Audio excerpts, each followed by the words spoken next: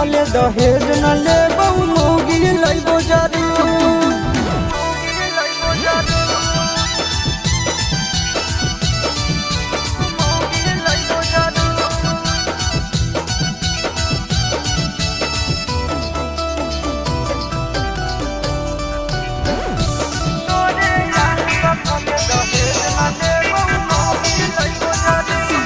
अरे हमें जब दुखा सहदोगे तुहू नहीं सूखा पैनी गे।